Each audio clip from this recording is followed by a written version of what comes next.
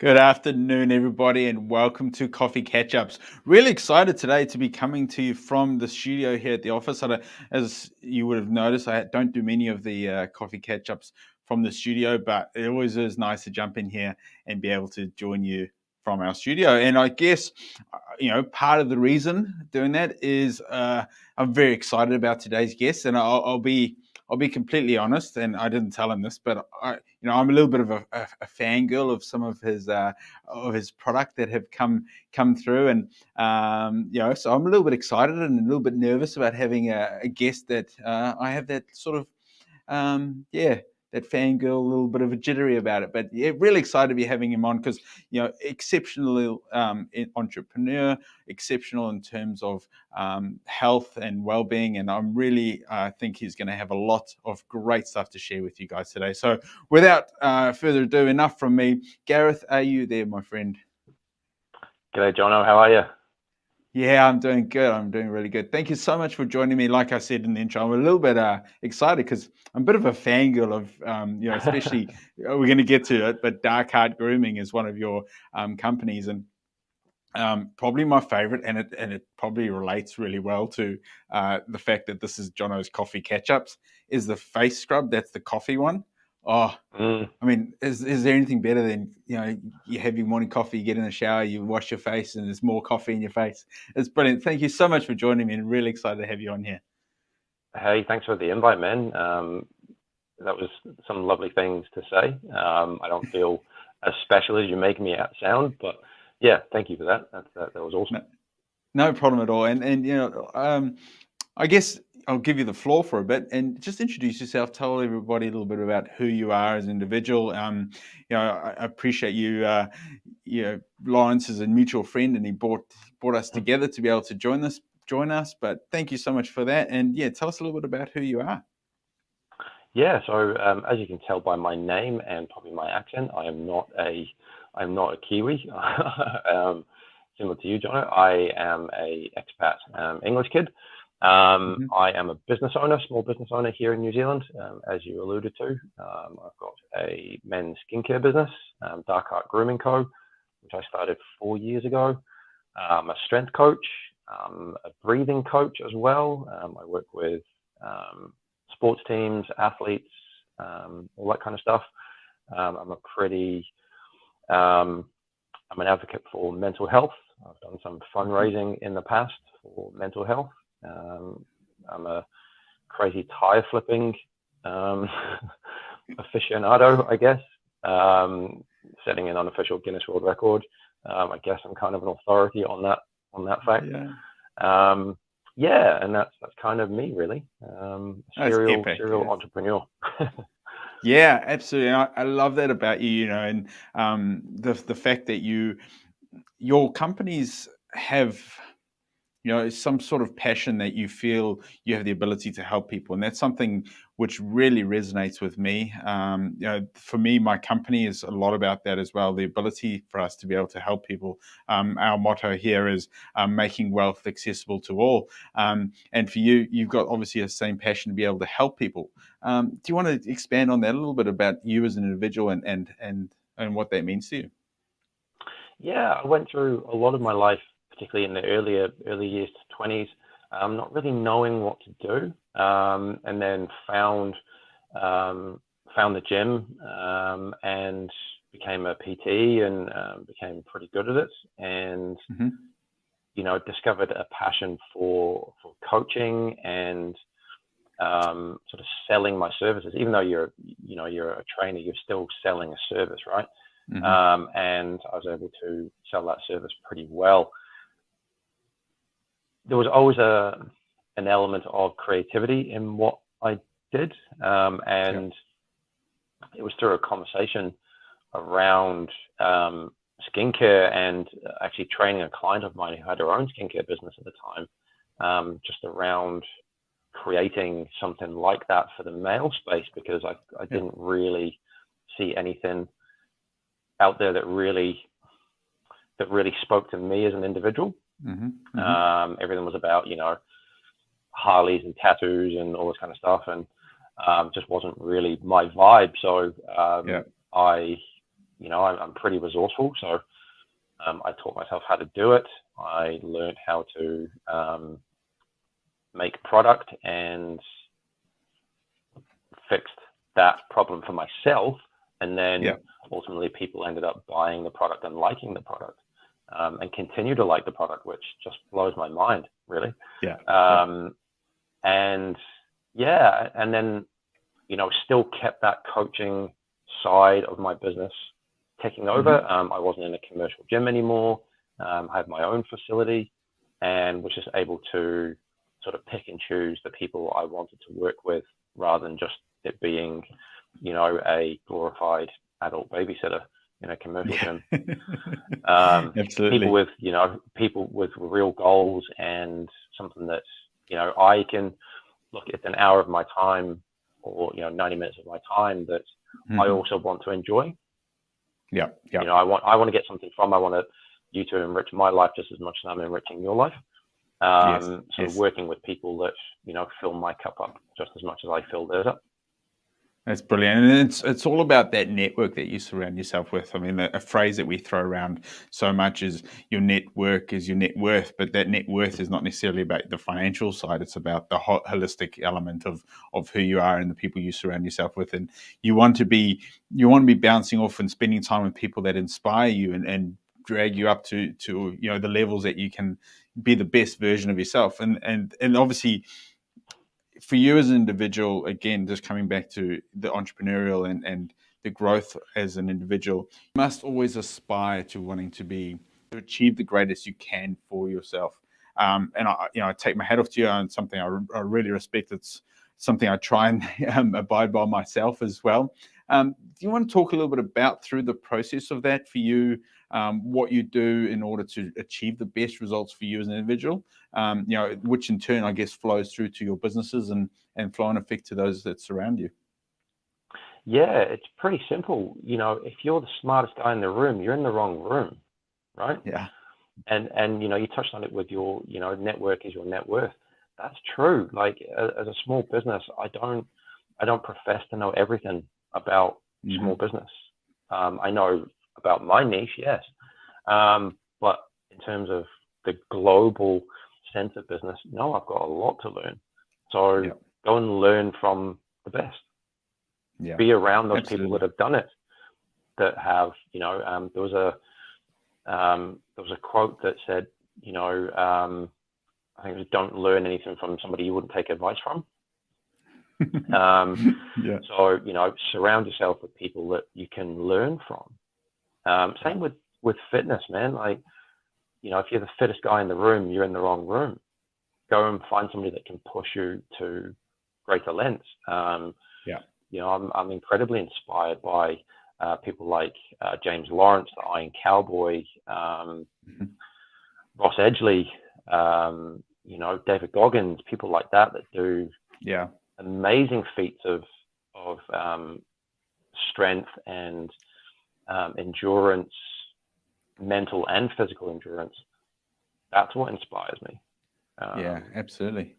To go out there and then to train and to do what I can to the best of my abilities. Because we're all on our own different path.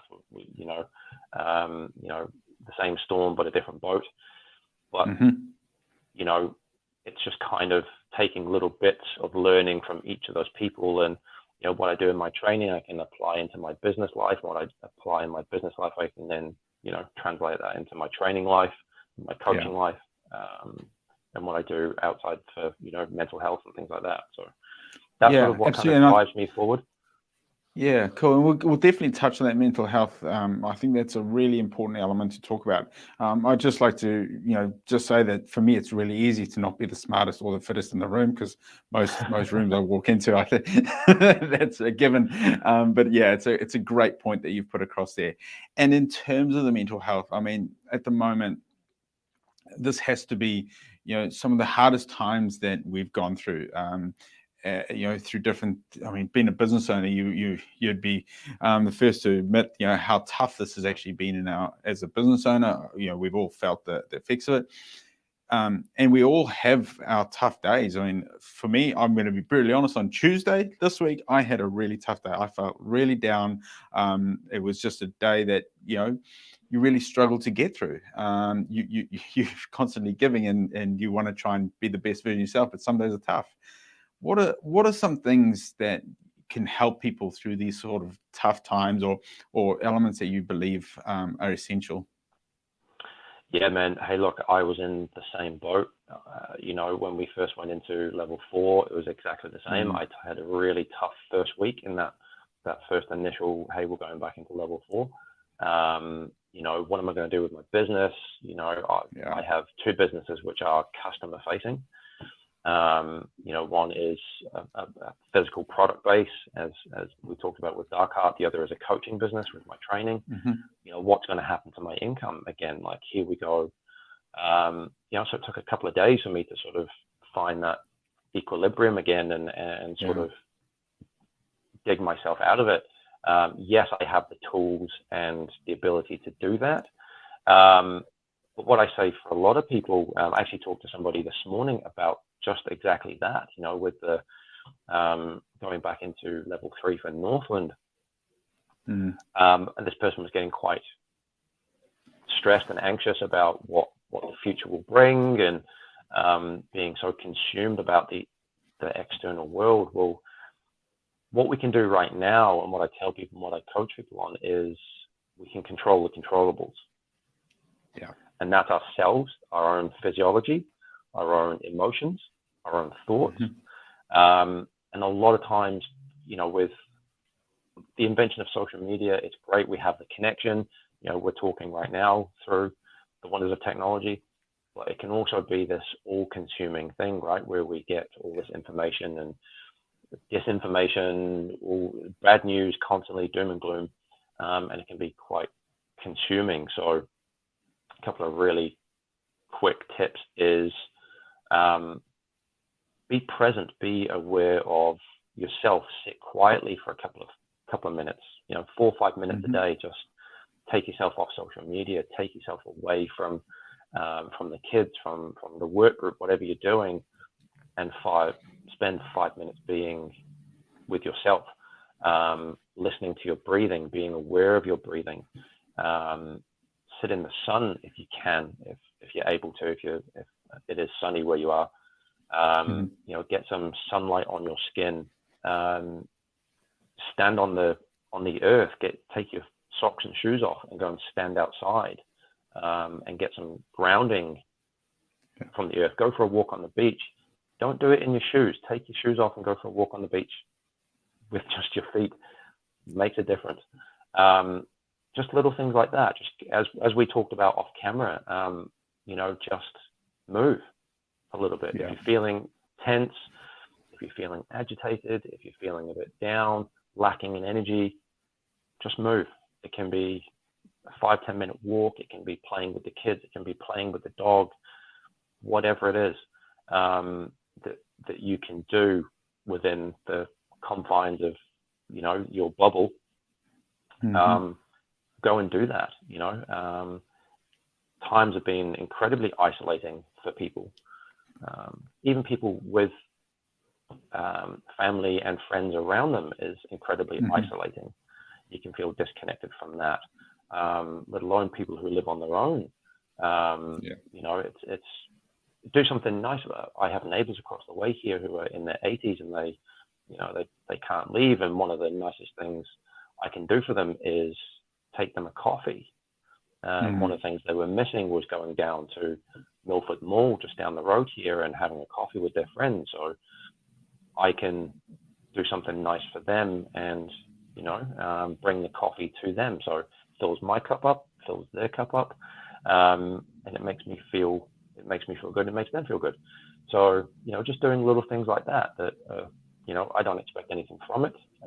It's a cup of coffee. Like, it doesn't really cost that much, but it makes, it gives them something to look forward to as well. So, there's a little things like that. It's not hard work.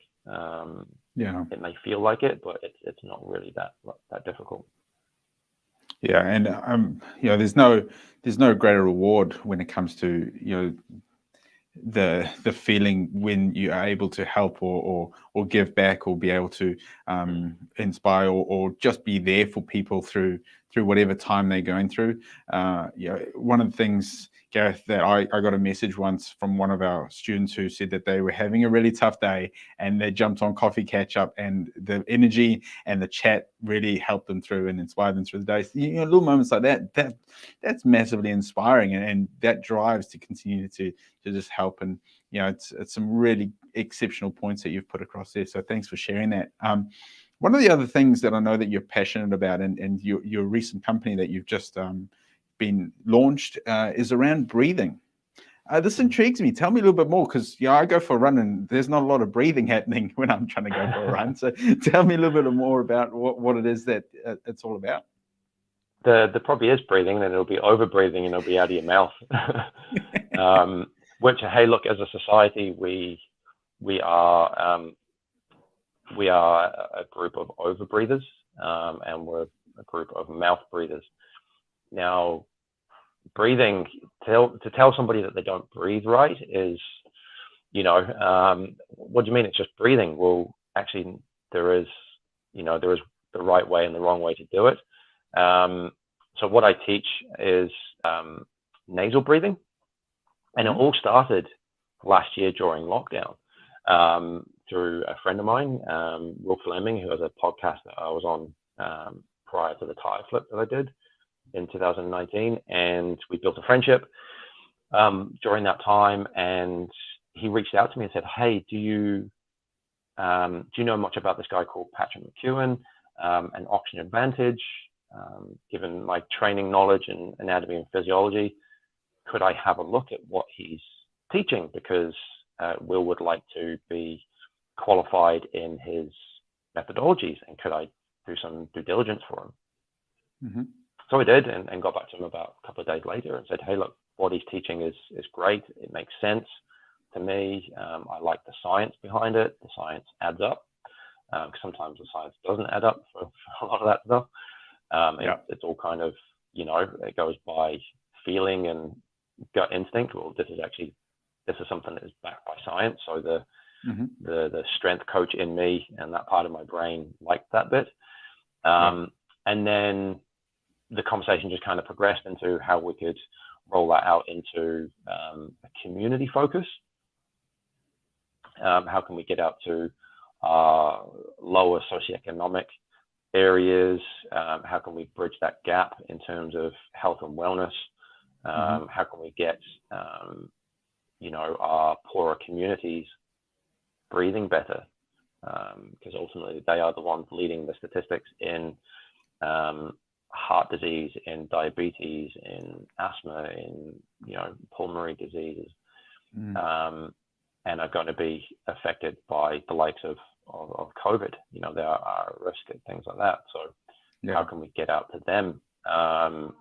And we actually launched a free breathing app last year, the Nava breathing app, which is free on iPhone, which we translated into 5 different languages. So again, we wanted to attack those 2 main barriers of entry, right? And that's money and language. So we pretty much pushed them aside completely by making it a free app and then translating it into it's in Tereo, it's in Fijian, Tongan, Samoan, Cook Island, all that kind of stuff. It's it's out there for the public to use. And look, breathing was something that I taught anyway as a strength coach. The only difference was it was in through the nose, out through the mouth. Now, with the Patrick McEwen Oxygen Advantage, it's all through the nose, in and out. You can do it for performance, which is what I did with the Franklin Bulls basketball team this year. You can do it for stress, anxiety, diabetes. There's ways to breathe to reduce symptoms of asthma, how to get a better night's sleep, all this kind of stuff, in terms of the wellness sphere, what wellness means to you. You may not want to be able to run a marathon 2 minutes quicker. You just want to be able to walk to the end of your driveway without being breathless. So it can work for everybody. There's plenty of things in there that will actually help everybody, no matter what age, what your goal in life is. For kids, for the elderly, we can all benefit from better breathing. Mate, that's extremely inspirational. Thank you for all that you do in that space. That's epic.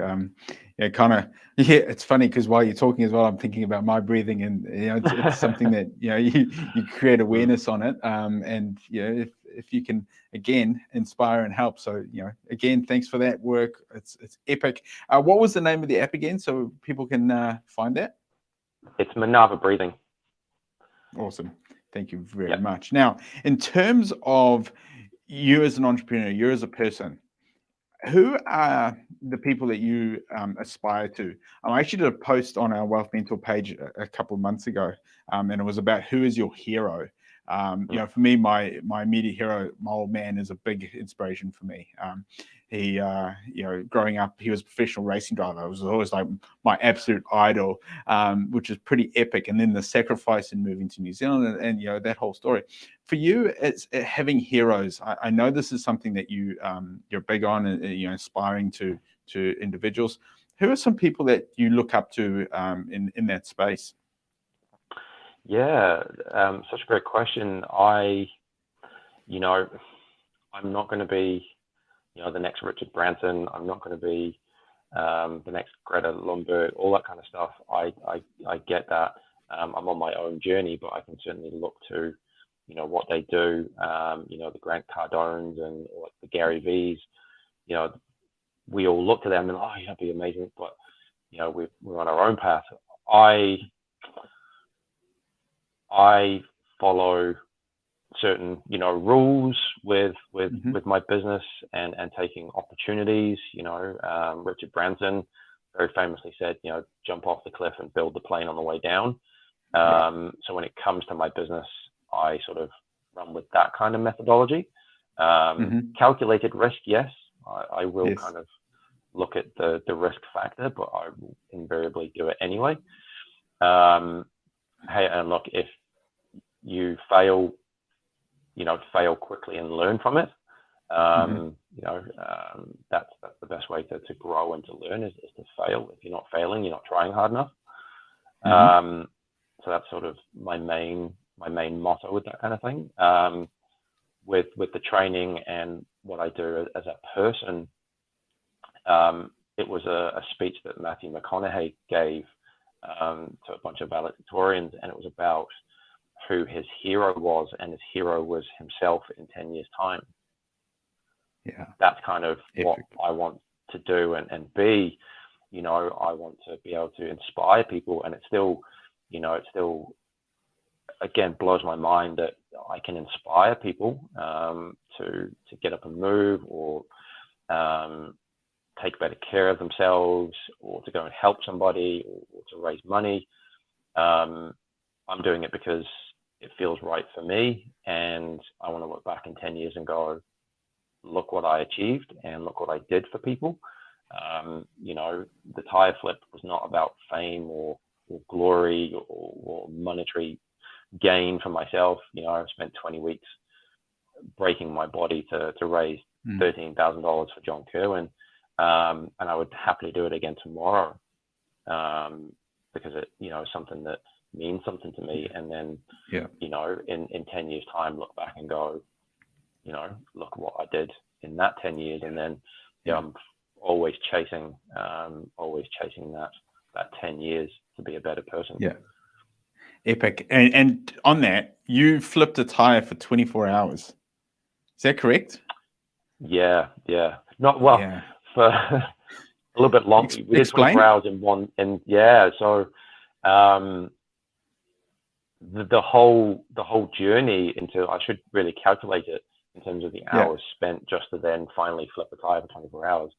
It would have been hundreds of thousands of hours of flipping a tire. So a couple of years ago, me and a friend of mine, Tom, set out to set a Guinness World Record for the longest distance flipping a tire for 24 hours. And during that journey, we wanted to raise some funds for something that meant something to us. So we reached out to the John Kirwan Foundation and chatted to them and said, hey, this is what we're going to do. We'd love to, give the funds to you guys. How do you feel about that? They were stoked and humbled by that. And then on the journey, it was a 20-week journey of training and preparation for that. And it became more about the mental health than it did about the original plan of it being a Guinness World Record. And just kind of what it meant to people, what we were doing, and the conversations that we were able to have with people, and again, to inspire and motivate people to, start talking about mental health themselves or with others. And yeah, it all sort of culminated on the weekend of my 40th birthday, actually, where we flipped a tire for 24 hours at the Millennium Institute up here in Auckland, and traveled 24 Ks in those 24 hours, which is wow, no mean feat. Yeah, and raising a little over $13,000 for the JK Foundation. Mate, that is absolutely epic. And I'm complaining about my little jog last night and having some sore hips. That is absolutely epic. Congratulations on that. It's, again, hugely inspiring. Now, in terms of you as an individual, this is a question I get to ask all my guests. I absolutely love asking this question because it's so important to us as a company, because we're all about making wealth accessible to all. That's our tagline underneath our logo. But wealth is so different for every individual, and everybody I have on the show gives me a slightly different answer as to what wealth means to them. For some, I've had a guest on here, and he's like, "Yeah, I drive a McLaren, and I've got a Rolex. That there for me is wealthy. For me, it's like my time with my family. It's the time I get to spend on the golf course with my, playing golf with my old man. Those sort of elements are really for me about wealth. So, what about for you, as Gareth Edwards? What does wealth mean to you? Wealth for me is, my currency is health, right? My health is my wealth, because if I don't have that, then the Rolex and the McLaren that I don't have outside means nothing. If I, like you were saying, if I can't enjoy spending time with loved ones because I'm unhealthy, then what is the wealth there for? I want to pass on health to people. I want to teach people how to be healthy. That's the currency that I deal in. As a trainer, you don't get in this to be wealthy because you just want to be. Unless you're, the Rock's trainer, maybe Dwayne Johnson's trainer, or Chris Hemsworth, maybe you're wealthy. But for us mere mortals, health is my currency that I deal in, and I think that's the most important thing. That's sort of we all need money. Don't get me wrong. That's we need to be able to live lives and all that kind of thing. And that is important. I wouldn't start a business like Dark Heart if it wasn't important. For those people who are going to haul me over the coals as a business owner, that is important. However, again, if I'm not healthy and well in myself, I can't give my business like Dark Heart or Minerva Breathing my full undivided attention. So I think it's those two things go hand in hand. It's definitely health would be my number one thing. Cool. That's a powerful answer. And I mean, it's so true as well. There's the wealth element in terms of the dollar, which gives you the freedom to then be able to give back and be able to help. But without the actual health there, it all means nothing. So Fantastic answer. I would actually, just before we finish up, I would like to share, because this Saturday I actually have one of my summits coming up here at Wealth Mentor, which I'm hosting, which I'm really excited about. It's called the Monopoly Summit. Basically, the concept is, well, are you ready to buy the greenhouse, or is it time to upgrade to that red hotel, motel? This Saturday, the 16th of October, it's going to be filmed or coming to you live right here from the studio at Wealth Mentor. I've got some exceptional special guests joining me, in Tim, Therese, and Belinda. Definitely jump in. The links will go into the chat, or the team will make sure that you get those links available. Nice, easy. Register yourself, and we'll see you on Saturday for a couple of hours of really cool, exciting opportunities, and see how you can start to create that passive income, so you can start to choose what you're doing with your time. So really looking forward to that one. Gareth, before we finish up, again, it's been such a pleasure to have you on, and thank you for giving up the time to come and share your story. There's been some great comments coming through from people, saying thank you for your time. In terms of where people can find you, first of all, Dark Heart Grooming. Make sure they jump on and buy some coffee scrub. I can't recommend it highly enough. But where else can people find you in terms of your different businesses and you as an individual? Yeah, so just the usual channels through social. As you said, Dark Heart Grooming Co. on IG. Same with Minerva Breathing is also on IG. And then my own personal is The Breathing Entrepreneur. So you can reach out if you want to learn a little bit more about what I do as a coach, as a breath coach or a strength coach. I'm pretty contactable all the time, really. I'm open to conversations, whether it's about mental health, whether it's about your own wellness. A lot of it, I give a lot of advice without charge. So I just want to help people. Oh, that's epic. You're a good man. I'm probably going to reach out to you, tell me how I can breathe properly when I'm running up hills, because I'm definitely not. More than happy to help, man. I can help you out. No worries. Awesome. Once again, thank you so much for your time. There's some great comments coming through. Guys, it's been an epic coffee catch up. We'll be seeing you again next week. I've got a guest joining us on Tuesday who I worked with, as an investor a few years ago, and is doing some epic stuff in his community and helping people out. So make sure you tune in next Tuesday. But we'll see you before then, because I'll see you on Saturday at the Monopoly Summit. Gareth, last time, thank you so much. It's been epic. Guys, I have to leave you with my tagline. Make sure that you go out there and always stay awesome.